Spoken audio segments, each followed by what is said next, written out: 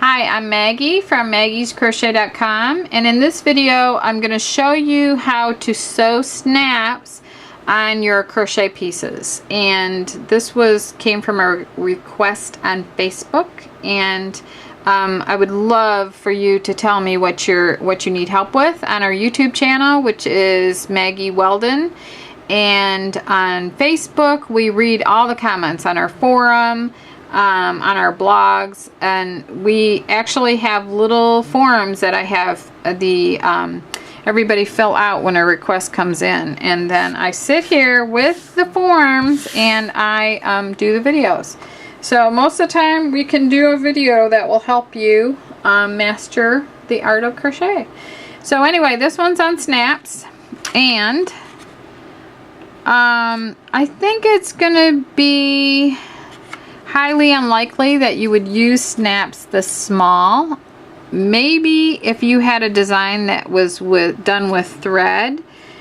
So but whatever your project is, if it's thread, you can use a smaller snap. If it is bulky yarn, like let's say this right here, this bulky, this is worsted weight yarn, you might have to use a big snap like this to get it to stay when it closes. And I also found these magnetic snaps, and I thought I would open these and see. They attach really easily. See what these are all about. So they're sticking together like they're supposed to. Okay, so I think all you do is, let's say these are, I can imagine these on purses. I've seen them on purses before, but I just have this little crocheted fabric right here. Let's say I want to attach this here, so I'm just putting one side here, and then I'm putting the little plate over it, and then I'm folding these ends down. Okay, so anyway, I would just fold these ends down. Might need a hammer. And then on the opposite side over here, I'm going to take the magnetic side and do the same thing. Let's say it was facing here.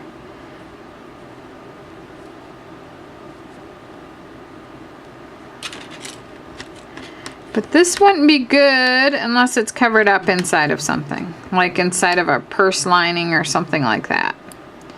So but you might have some way to use this, who knows. We used to sell these for purses. So anyway, you just fold this one down, but you'd have to have something to cover that up. Maybe if you were putting like a flower over it or something. Okay, so I'm not going to push those all the way down, but you see this would work like that. And then these would be folded all the way down. And so that would be pretty secure. That doesn't want to give it up at all. So you might even want to put this on a heavier fabric. Wow. I'm surprised it stays on that tight. Okay, let's see. There. Got it open. Okay. So I don't think that's for this thing, but I could see where this would be useful for something. But anyway, okay, let's go over here and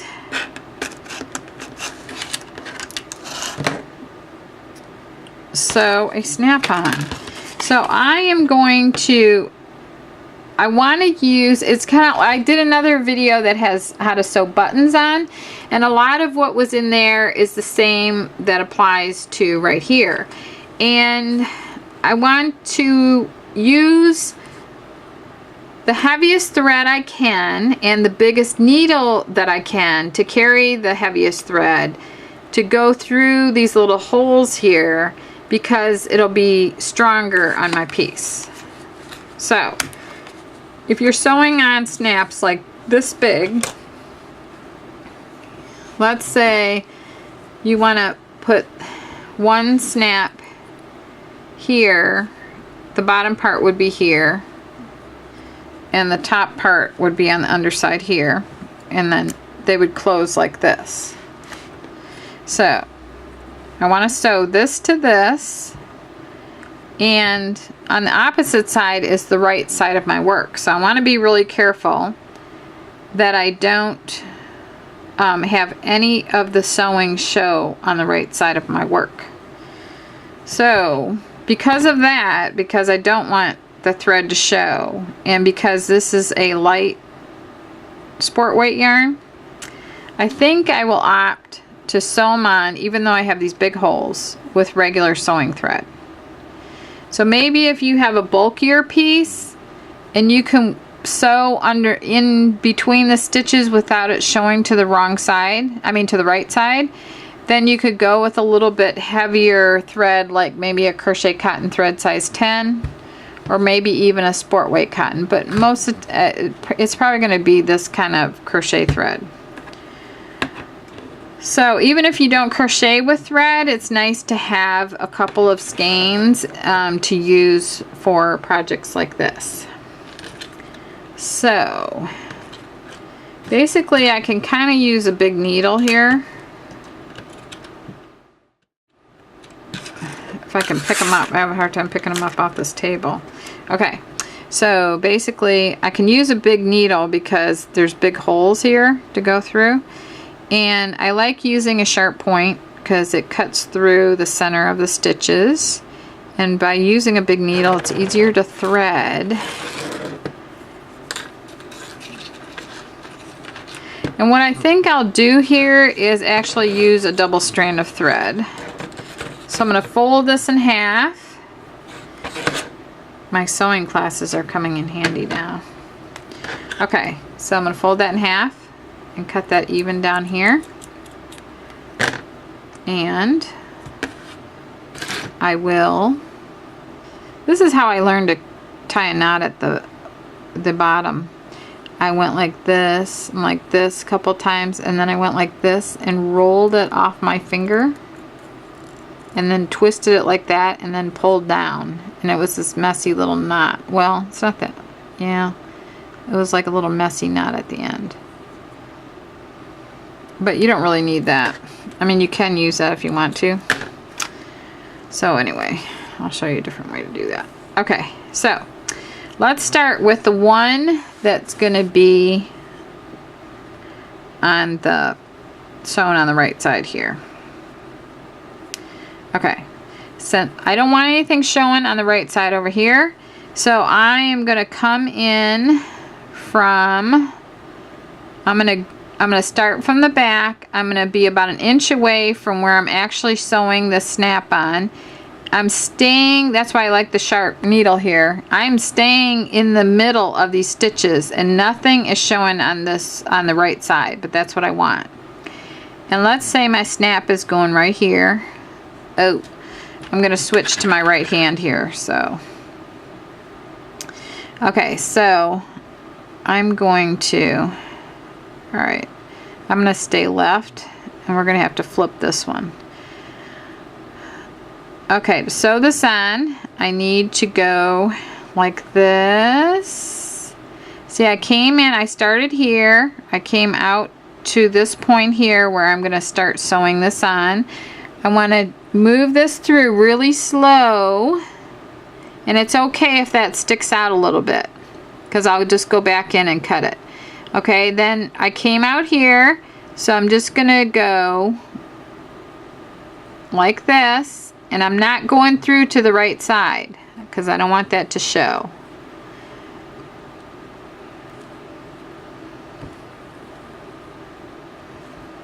So I'll just go over this. I would go over this about 7 times, and then on the back side I'm right here like this, and I'm going to move over to the next one. So I'm right underneath it right here, and I'm going to come up out of the next one,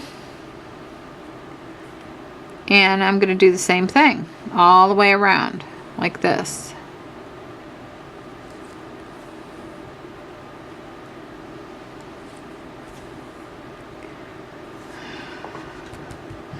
So sometimes you got to make sure that both strands are coming through together. And sometimes you land up with this going on because one leg's behind. You could also, we used to wax this in school, and then you can stretch out your needle and thread so that it's comes through more even. But do the same thing. Let's say I'm done here. I'm going to come underneath here, and you know what? There's like an open hole here where that's going to show through the other side. So what I want to do is kind of do a workaround. I'm going to go down here like that, and then I'm going to come back up to that loop right there, because if I go underneath, I've got a big open hole back there, and that strand of thread is going to show through to the right side. So I'm going to kind of come around it like this, and then I'm going to come up here to this one, and I don't want to pull too tight because that'll pull all in here. And then I'm definitely going to go over this several times, maybe 5 times. And then just keep doing the same thing all the way around. When you get to the last one, maybe you want to do a little bit more than 5 times. And then just cut it off right there. Then you can go back to your little starting end and you can snip that because it was secured on your first hole right there. So that's how you do that. So if I were finished here, I would just lay this here and just cut. Now the other one is the same thing, except that I am going to, it's going to be on this side like this, and the back of this is on the wrong side of my piece, so I don't have to be as careful with my lines going across and stuff like that. But basically it's the same thing. I just go around to every hole and sew that on like this, and so that when I get it done, my snap, that's a heavy duty snap, will be like this.